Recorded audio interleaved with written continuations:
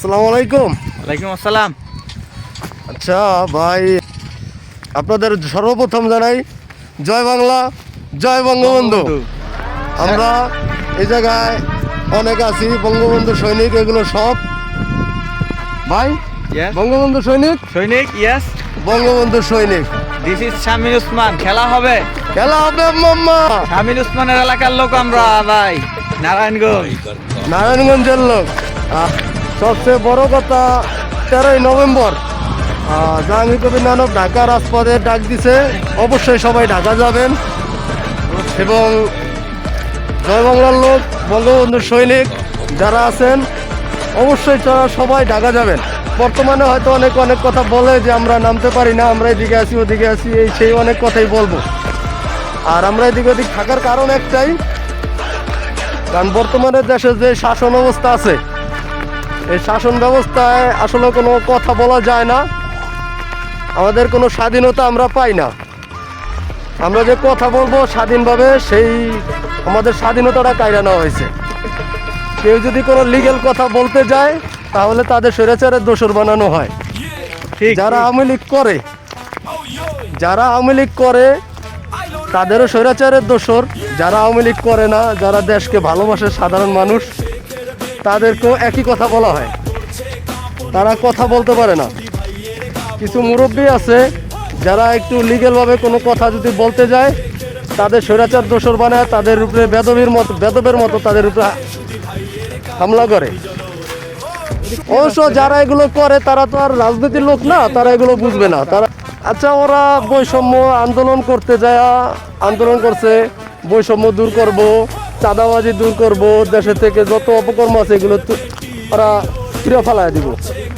কিন্তু আসলে ওরা ক্ষমতা আসার আগে একটা দল গঠন করব নামটা যখন উল্লেখ করা হয়েছে, তারপর থেকে তাদের চাঁদাবাজির বহুত খবর আমরা শুনতেছি এবং তাদের নামে কোনো মামলা হয় না।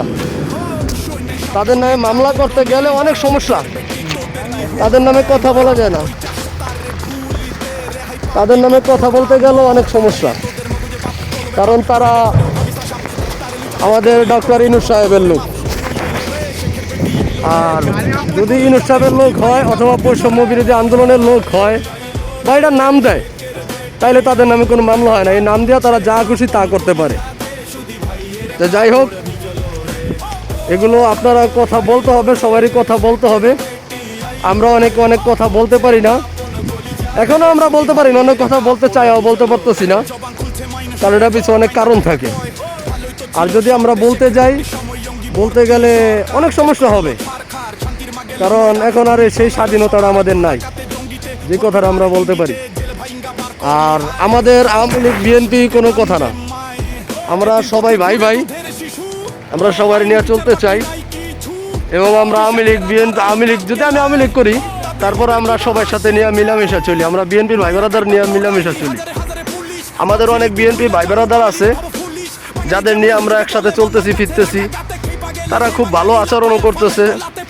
কিন্তু তারপরও আপনাদের কিছু ছাত্র উপদেষ্টার কারণে মানে এতটা পাওয়ার পাওয়া হয়েছে ছাত্ররা, যা বলতে পারতেছি না, এতটা পাওয়ার পাওয়া নিছে, মানে অনেক কথা বলার আছে কিন্তু বলতে পারতেছি না, কারণ বলতে গেলে অনেক সমস্যা, এটা আপনারা জানেন।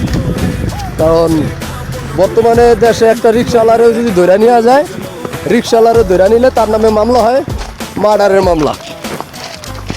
আর বঙ্গবন্ধু স্মৃতিসৌধে ফুল দিতে গেলে ওরে ধরে নেওয়া যায়, ওরে ধরে নিলে তার নামে মামলা হয় মার্ডারের মামলা। তাও কি একটা মামলা না, 2-3টা মামলা। আবার সব মামলার ভিতরে শেখ হাসিনা তো আছে, সব মামলার ভিতরে একটা রিক্সাওয়ালায় বঙ্গবন্ধুরে ভালোবাসে, সে ফুল দিতে গেছে, ওই সময় তার নামে মামলা হয়ে যায় মার্ডারের মামলা। আচ্ছা, সে কি মার্ডার করতে গেছে জানি না, দেখা যায় কাদের কপালে কি আছে, আর কতদিন তারা এইভাবে স্বৈরাচারী আচরণ করে, আর কতদিন তারা স্বৈরাচারী আচরণ করতে পারে, এটা আমরা আসলে জানি না। তা যাই হোক, আপনারা এগুলো দেখবেন, যারা এগুলো বলতে পারেন, যাদের বলার অধিকার আছে এগুলো বলবেন।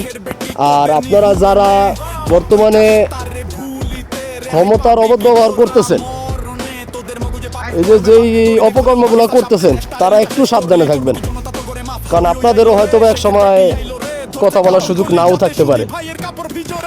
আজকে আপনাদের সুযোগ আছে, আপনারা বলতেছেন আপনারা বৈষম্য দূর করবেন, অথচ আপনাদের ভিতরে বৈষম্য ভরা। কারণ আপনারা বলতেছেন আওয়ামী লীগ নির্বাচন করতে দিবেন না, আওয়ামী লীগের ভোটাররা ভোট দিতে পারবো। আওয়ামী লীগের ভোটাররা ভোট দিব কোথায়? আপনাদের এই শাপলা কলি, শাপলা কলির তো অনেক ফুলই ফুটে নেই। আগে ফুল ফুটুক, তারপরে নির্বাচন করেন, তারপরে জয় হওয়ার চিন্তা ভাবনা করবেন। আর এই যে আজকে আপনারা কথা বলতে দিতেছেন না আমাদের, এটা অত স্বৈরাচার। আমি জানি আমি যে কথাগুলো বলছি এই জায়গায় অনেক অনেক কথা বলবেন, তো আশা করি যারা বৈষম্য বিরোধী আন্দোলন করছেন তারা বলবেন না। কারণ বৈষম্য বিরোধী বলতে কি বোঝায়?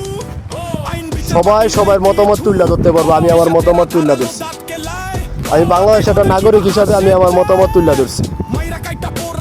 আশা করি এটা নিয়ে আপনাদের কারো কোনো কথা থাকার কথা না। আর যদি কথা থাকে তাহলে আপনারা স্বৈরাচারের আচরণ করতেছেন, কিন্তু আশা করি আপনারা সেটা করবেন না, কারণ আপনারা স্বৈরাচারের বিরুদ্ধে আন্দোলন করতেছেন।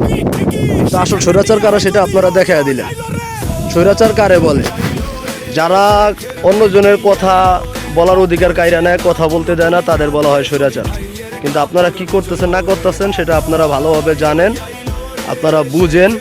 আশা করি এগুলো আপনারা মাথায় রাখবেন। এক সময় হয়তো আপনারা এটি ফলাফল পাইতেও পারেন, জানি না। আল্লাহর কাছে দোয়া করি আপনারা সবাই ভালো হয়ে যান, সবাই আমরা মিলামিশা থাকি, কারো পিছে কেউ লাগেন না। কারণ সামনে এমনও সময় আসতে পারে যে সময় হয়তো বা আপনারা আবার রিক্সাও পাইবেন না পোলানোর জন্য।